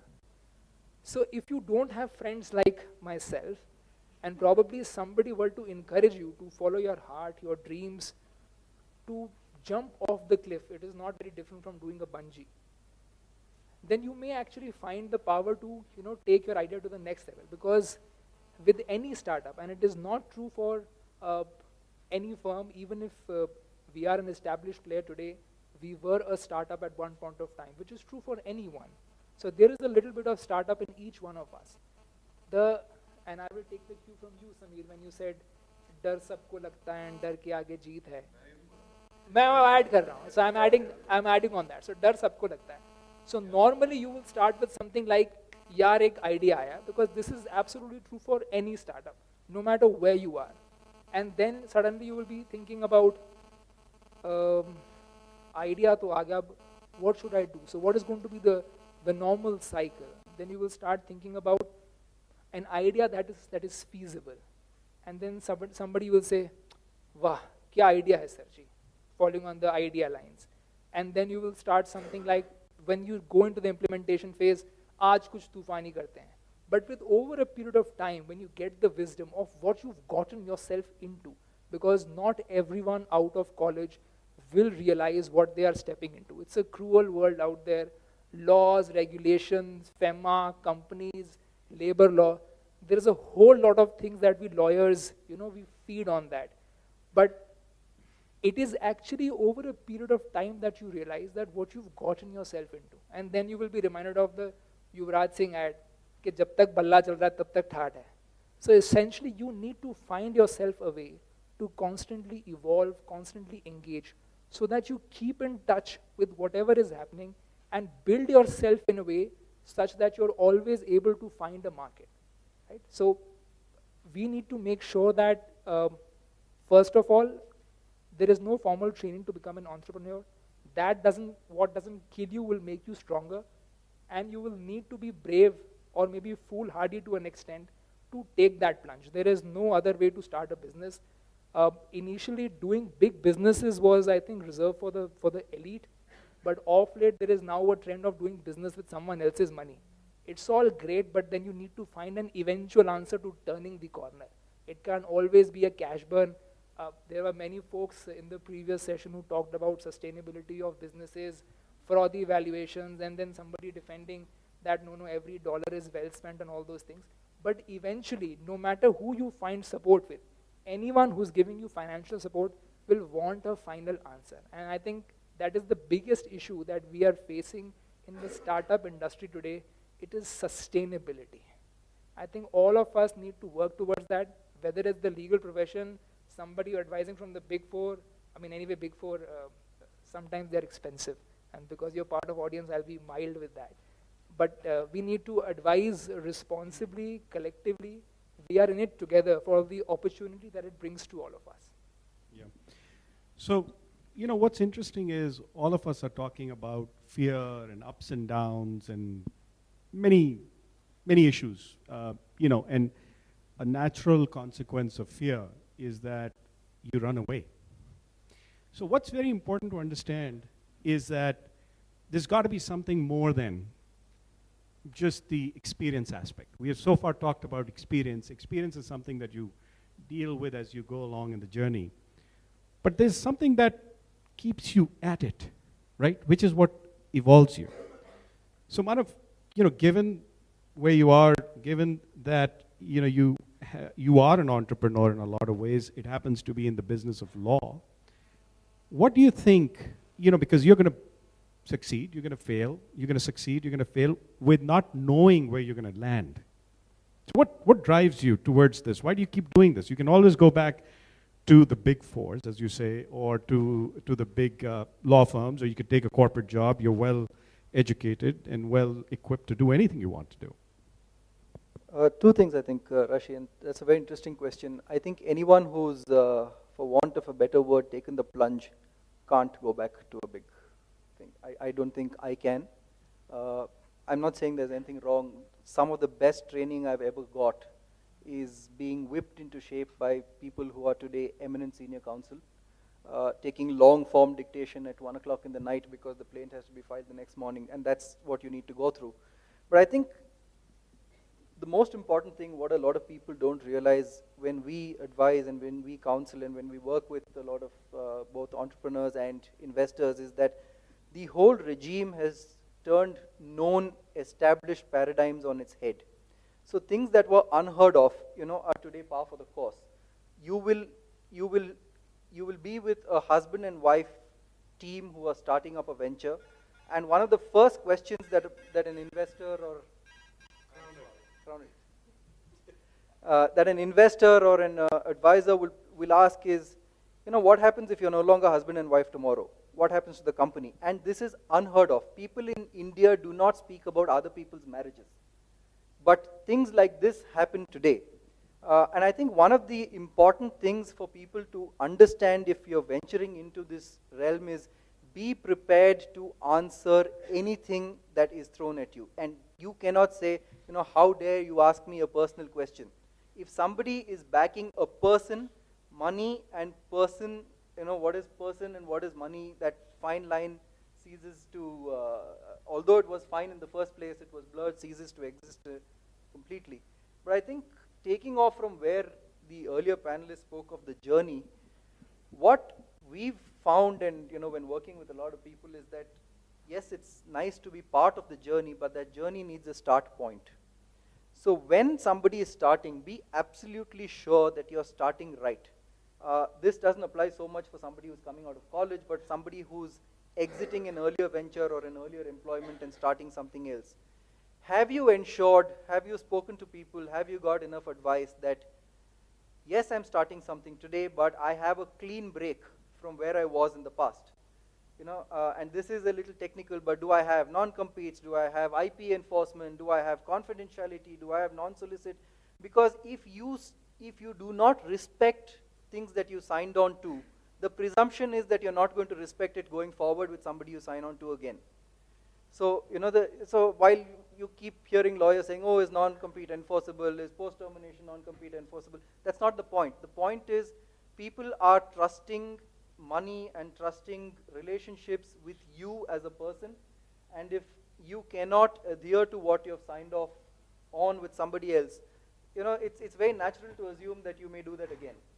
So I think two important takeaways are, one is to be prepared to answer questions that you may otherwise believe are uncomfortable, and two is when you say that I am starting up, be absolutely sure that you are ready to start up, that you have cut ties with where you were. You know, if you were an employee in a technology company, you have ESOPs that are relinquished. You have, you know, you have signed off on confidentiality. You're not violating IP. You're not trying to do the same thing and just acting cute about it and hoping that you don't get caught. Believe me, we are all here. We all are hoping that you get caught. So I think those are two key things that I want. As you can see, as lawyers, we tend towards talking about regulations. That's why lawyers can never be entrepreneurs. But I would love to sorry. The last comment you said about that non-compete is very, very critical, especially for anybody who's founder who's actually leaving another company and creating something which might be similar. You would actually take that idea, go to an angel, you'll get it. You'll get the angel. But the moment you go to VC, their legal team is not going to let the VC invest money in you. Yeah. And that's going to be a problem, because now you are अब तुम rock on the hard place के बीच में बैठे हो. वहाँ seed investor ने पैसा डाल दिया है, पर VC कभी पैसा नहीं डालेगा because you are in violation of a non-compete. Sure. I'm with you on that one. Sorry. Now with that, I think, Rupa, what I'd like to do, and I'd also like to open it to the floor. As I said, I'd love for some of the entrepreneurs to speak and even others to speak. But, you know, as most people on the panel have said, you know, they've talked about their journey, and it almost sounds like they are all alone. You know, they're loners, poor guys. That's not the case. The reason why we are all able to become entrepreneurs relative to decades ago when people did, and I think they were braver, is because today there is an environment, an ecosystem that's getting created by people who surround them and are considering this to be a, you know, is something that one can do. You know, much like I'm reminded of when the movies started. You know, there was black and white, and people would say, you wouldn't send anyone to actually go out and act in a movie. But now, people aspirationally go out and want to become actors, want to become singers, and clearly that's what's happening in the entrepreneur world. So what's also very important is mentorship. And, you know, I would love to hear from you, Rupa, that we were speaking offline about the importance of the right mentors and the right, you know, syncing of the mentors with this breed of people. And I call them a breed of people because it's completely unique. So would love to hear your thoughts on that. Yeah, sure, Ashi. I guess we all need help, you know, whether entrepreneur, lawyer, you know. and today's generation, this, with the hype happening, and as you rightly pointed, there is a lot of hype, a lot of youngsters getting into it. And sometimes what we see is all the excitement is about getting the money. Your idea is done. You went there and you sat there and you got the money. Then what? Okay. You sign whatever they ask you to sign, and then what? What we're seeing now is people who have gotten into stages in entrepreneurship, they've gotten the idea, they've gotten the money, and then as they run the show, they realize that they probably are not equipped to handle all kinds of issues. They might have been a great idea generator, but they may not necessarily be a great CEO. They may not necessarily be a great growth phase person. So I think what is very important is for the entrepreneur and a VC or whoever is backing them up to ensure that they have access to the right kind of folks that who are available to advise them at the right stages. Whether it is right in the beginning at the idea stage, and folks could be, a lot of people come to me, obviously to get legal advice, but in the end, it kind of goes detours, and I become advisory in terms of life, and legal help is by the by, so I can't charge for half my time, I guess. Nowadays I can. So it's really, really important for to have that, and I think now the ecosystem has matured. I've been part of, I think, 3 waves. I started my career in the US, in the Boston area, where Thai Atlantic, those were the times when Desh Deshpande, who is, by the way, the co-brother of Narayan Murthy, he had sold his company Cascade, made the millions. He was the first Indian outside India to do this, one of the first. And Thai had started, Thai, by the way, is the Indus Entrepreneurs. It's an ecosystem that has built, that has been built over the last 20 years to support Indian entrepreneurs. And what I saw then, I'm seeing now. So there are waves. And what nobody talks about is, everybody is talking about the entrepreneur. Nobody talks about the ecosystem around the entrepreneur, not just the business ecosystem, but just the fact that somebody puts food on the table in terms of physically. Like, I've actually been a startup wife, by the way. So I come in with a unique background where my husband, I was part of raising kids when he was doing his startup. And what happens if the company does not get funded or does not have an IPO? What happens to all of that? What happens to your planning? What happens to career breaks of the spouse? How are you going to quantify all of that? It's fine, as Manam said rightly, 2 husband and wives start the company, they get funded, and all these hard questions happens. What happens recently when I was talking to one of the entrepreneur families, the wife is helping as whatever, admin, etc., but they don't hold shares. And that comes a lot in the Indian system, where there is a prejudice about, and this is not about your IITs, and we've been talking to a lot of entrepreneurs on the grassroots from tier 2 and tier 3 cities, and they don't have access to any of this. So prejudices still are existent. So what I'm trying to say here is, there is help available there, people have to go out there. There are organizations now that actually give access to folks, and I think this is a good business too for senior people who have been in the system to give back to the community, and at the same time, sustain themselves in the future. So, yeah. Yeah. So, from the audience again, I would love to hear 2 things. One, I would love to find out, the previous question that I had, which was, you do and die every day. What really makes you believe, as Manav said, once you taste the blood, you never go back. And what is that force that drives you? Because as Rupa said, there are lots of people who are feeling your pain. So there's got to be something more than just, saying it's a fantasy and I want to do it. What do you think drives you guys sitting out there in doing what you're doing or not doing what you're doing? So would love to hear people talk about that.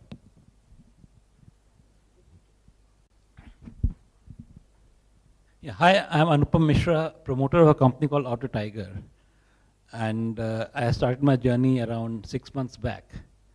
I am one of the few guys who doesn't qualify for any of the current criteria of startups. I have crossed the so-called investable age where VCs put in money, and I am not IIT IIM. Okay, now for my background, I have run a company which was 1,000 crores before I started my own venture. I have worked with Tata Groups for almost 20 years. I have 27 years of experience before I started my own company. Can you speak up a little bit? Yeah. So okay, I started a company called Auto Tiger, which is basically a startup into automotive space. And the question here is that I feel that most of the current system is more oriented toward youngsters. Because today at my age, I'm 50, almost 50. And when I talk to investors, they say, sir, you got a great idea. Between me and my co-promoter, I have got over 60 years of experience in automobile industry. Your idea is great. You cannot have a better team than what you have. Okay, out of 3 of you, 2 of you are leaders, have been leaders in automobile, and another person is a 27 years experience in IT. So, I mean, he's been in the field even before the Infosys and the Wipro of the world were born. So with that kind of a team, experience, execution, we have done everything in life. But when it comes to funding, we don't hit that gray spot. Now, a lot of you have said that, just to add to that, that most of the, I mean, I've got no grudge against kids. I think they're great and they're doing a great job. But what they probably lack is they have a great idea, but execution is a challenge. Okay, here is somebody who has a good idea, whether it's great or only time will tell. None of the people I have met, I have talked to at least 500 people from the industry, from my friends, from various CEOs I've known, from VC community or investor community. Nobody has said your idea is bad. But when it comes to putting the money, it doesn't come. Okay, and some of us have put our entire life saving, 30 years of PF in the whole game.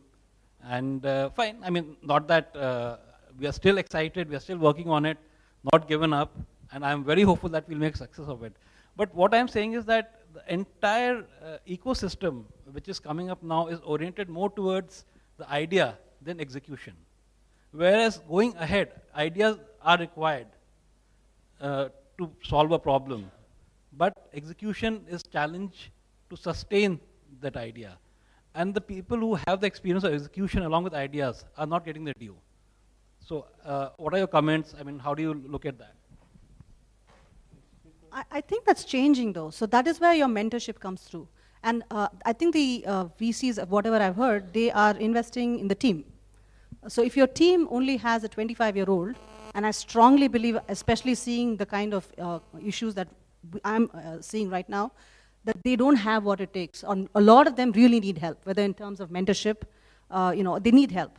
So and I have heard these stories that generally, and I've had discussions with them that should not be so. The standard age for funding by the VCs is between, I think, 28 to 38 or 40 max. And I've had my share of discussion with them because, I mean, I never thought I'd be speaking this way, but having gone through the process myself, there are a lot of women who come out of, child rearing and get into the whole zone, and you're really completely destroying the entire talent there. But you have to have the team together. The kind of startup life that you're talking about and the kind of life these guys are getting into, I personally don't know how the 50-year-olds are going to do it. I'm reaching there, and I'm tired. These are 24/7. And if you want to be part of a team, that is great. But if you're going to be the CEO in a startup that is funded by a VC that's going to get 3 times returns, I mean, look after your health. May I? So I think I found your question quite interesting because it's something I think a lot about. Though obviously I'm from a Indian VC perspective, I'm on the right side of age, but I strongly second your opinion, and I think where I may slightly disagree with you is I think there is what's lacking in the ecosystem or what's prevalent in the ecosystem. There is a strong age bias. There may also be a strong gender bias, which is wrong.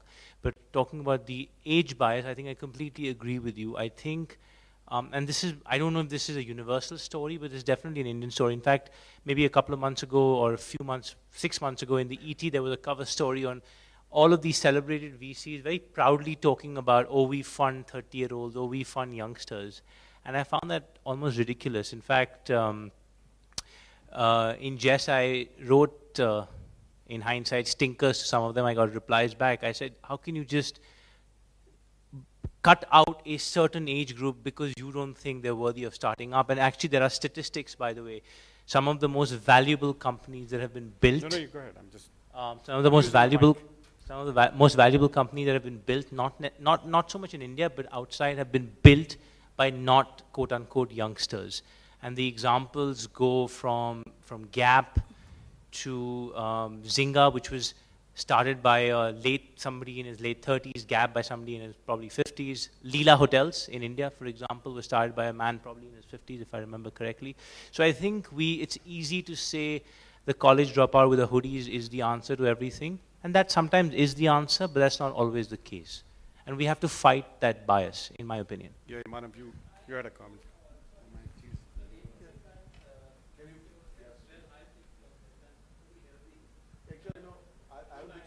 No, I'm sorry. I didn't mean it that way. I'm just saying, in general, the bias.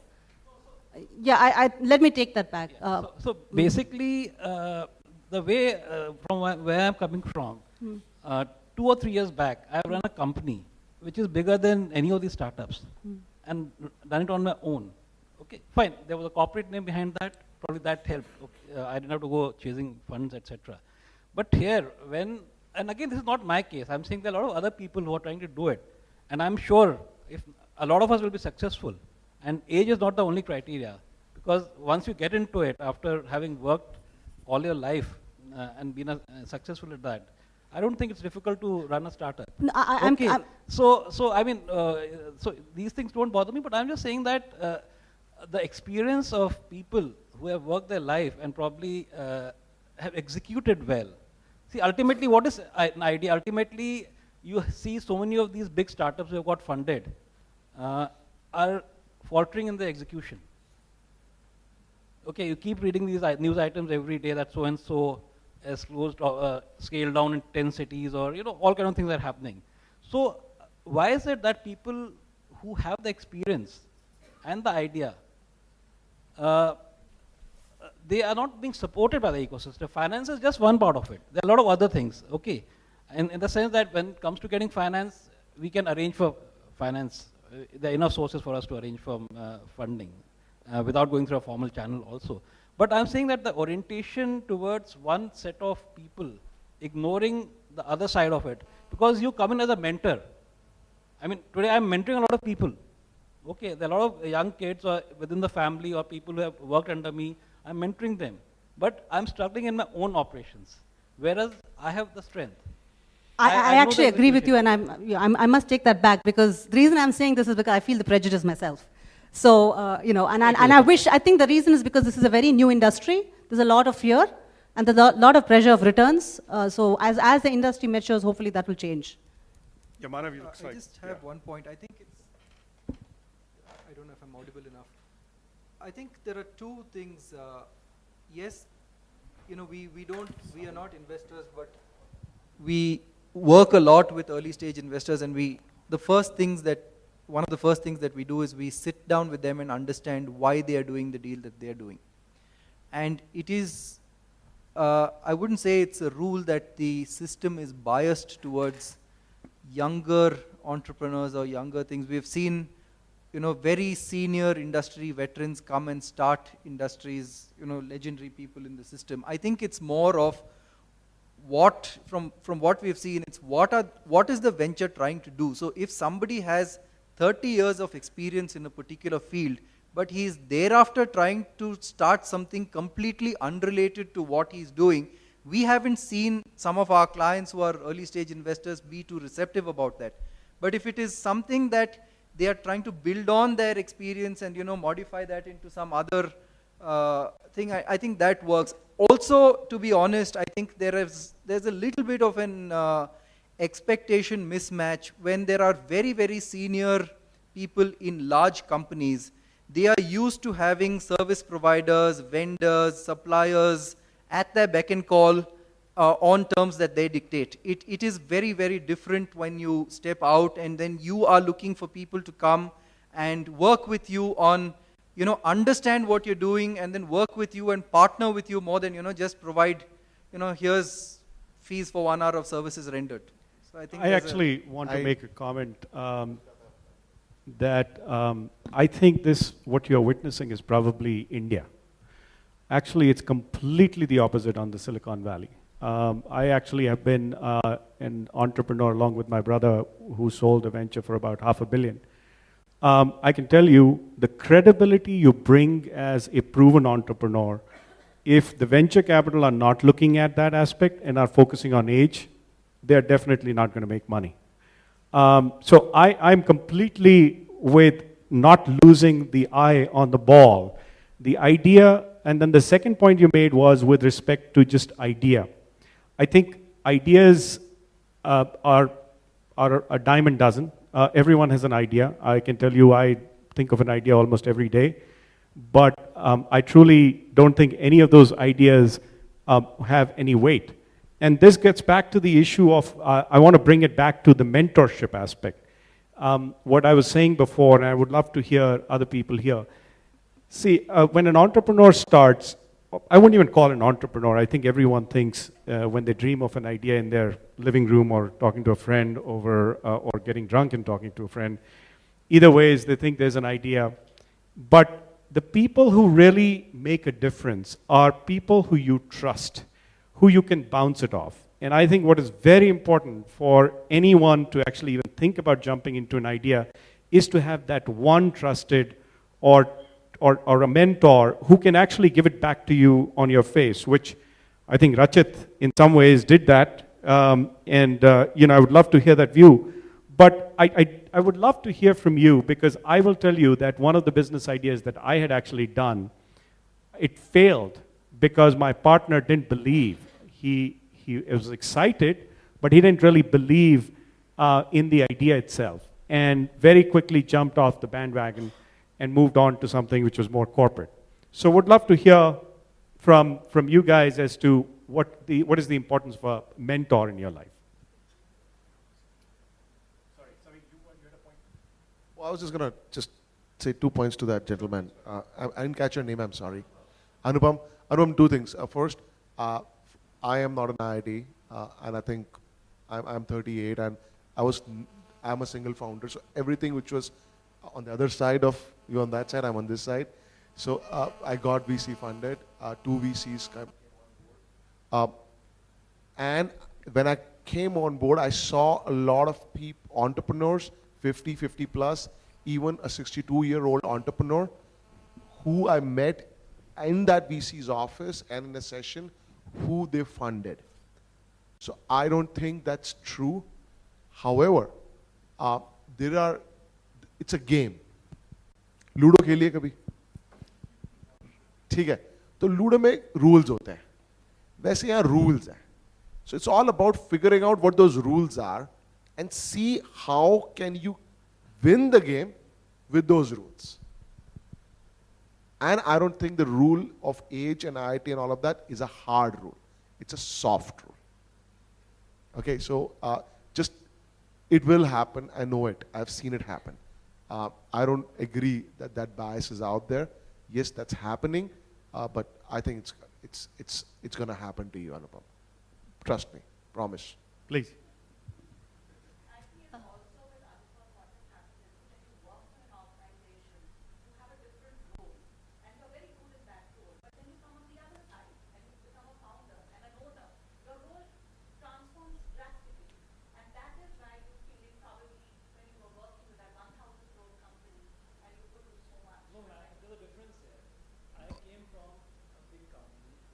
The company I was running was not a startup, it was an old company which I had to turn around. So I never had the privilege of air-conditioned office, and though I had an air-conditioned office, but for 3 years till I turned that company around, I was not traveling what I was entitled to, and I wasn't staying in this thing. I was staying in the clubs which were my personal memberships. Okay, so I understand all those things. It's not that the expectation is high. It's not that I'm not willing to cut cost. It's not that I know all those things because I've done it before. Okay, where I wasn't expected to do it, still I did it because I wanted to turn around a company, and which I did. So it's not the expectation that I'll have today just to save money. I haven't replaced people who have left the organization, because I know as a lot of people have said cash is the king. I have to pay my salaries, so all those things I'm aware of. It's just that I thought I'll share this thing, and I'm not feeling sorry about myself or struggling. It was the right forum. I thought let's discuss it. What others feel about it. Yeah. Okay. Yeah. On the mentoring. Right there. Someone has been looking to speak. Yeah, please go ahead. There are 2-3 points which I felt like I should give my 2 cents here as an entrepreneur. I'm a woman entrepreneur. I'm into a different kind of entrepreneurship. I'm into social entrepreneurship, which is again a different ball game and quite a recent concept even internationally. And I promote an Indian art form, Madhubani paintings, and I have a brand called Mithila Smita, which does nothing but creating pure Madhubani art forms, all made by the traditional artists of Madhubani, and they're all women artists. One thing that I've kind of echoed very much with me is like, so we have some stereotypes and we have our prejudices, and especially in India, when you talk of age, when you talk of women entrepreneurship, when you talk of social entrepreneurship, so everywhere there are prejudices. The idea is to break them, to create models which kind of nullifies all these, mindsets. And so one thing that I find should be an important element of any entrepreneur is adaptability. So even while I do my social entrepreneurship, am I technically to the mark? Am I good at management? Am I good at delivering? Am I good at organizing the artists? Can I make them professional? So there are a lot of things. So so I have also had I was by qualification I'm an engineer. I passed out from NIT Kurukshetra like in 2004. Then I worked with corporates for like 8 years as a consultant, and then eventually I decided to do this. One thing this has been my learning is like as long as we are ready to adapt ourselves to this ecosystem of entrepreneurship, I think age doesn't matter, gender doesn't matter, your origin doesn't matter, where you come from. I come from a very small town of Bihar, and that's why I started to do this. It's all about how well we adapt, and as long as we do that, as our panelists rightly said, we have some great examples internationally who've done some great work even at a very a senior age or whatever you say that, but it's all about getting into the game, whatever you call it, and knowing the rules very well. So I feel we have to break. Yeah, just to add to this, mentoring. You talked about mentoring. I think that also helps a lot in adapting. So when you're entering into just being, when I took on entrepreneurship, I have a lot of mentors who actually go through legal, financial, as well as general entrepreneurship. I go and talk to them, ये हो रहा है company में, ऐसा हो रहा है, क्या करना चाहिए यार? 5-minute conversation, that's it. यार ऐसा कर ले, ऐसा कर ले, ऐसा कर ले. मेरी company में ऐसा हुआ था, उसमें यहाँ फट गया था. तो देख ले बाकी तो. So that is the type of feedback you get. Then you're able to actually say, okay, now this is what I have to do. Now this is what I do. Or for example, right outside the VC's office, I'll call a friend of mine or mentor of mine saying, यार इसने बुलाया है, मैं बाहर खड़ा हूँ, जान डर लग रहा है, क्या करूँ? बोला यार ऐसा करना, इस तरह से बात करना, ये करना, ये करना, ये करना, go in. ठीक है, जाके बात करते हैं. So having a mentor actually helps a lot across, really. And just when you talked about it, one thing which is lacking in the ecosystem is जब मैंने शुरू किया था, मेरे पास एक्चुअली में 3-4 लाख रुपए थे जो कंपनी शुरू करी मैंने. उसमें क्या हुआ कि no, I need to tell him that. So 3-4 lakh रुपए थे मेरे पास सिर्फ कंपनी स्टार्ट करने के लिए.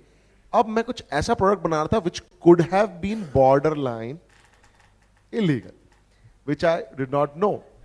So now, when I talked to, and I came to know about it when the lawyer friends came over, when I had VC funding, that भाई ये तो illegal लग रहा है. तो मैंने कहा, and that was one of a feature in the product, and I thought to myself, and then I said, okay, how much is going to cost me to get a legal opinion on this? And I got a quote, and I said, you know what? I could have never afforded that quote. I could have never ever afforded that money. Because I had only 2-3 lakh rupees to run this company with my employees, with my technology, with a few months in ruin. How could I afford to pay a lawyer to get me a legal opinion and counsel me on fixing this product? So what was really missing in the ecosystem is that having you guys who are really great lawyers and legal teams here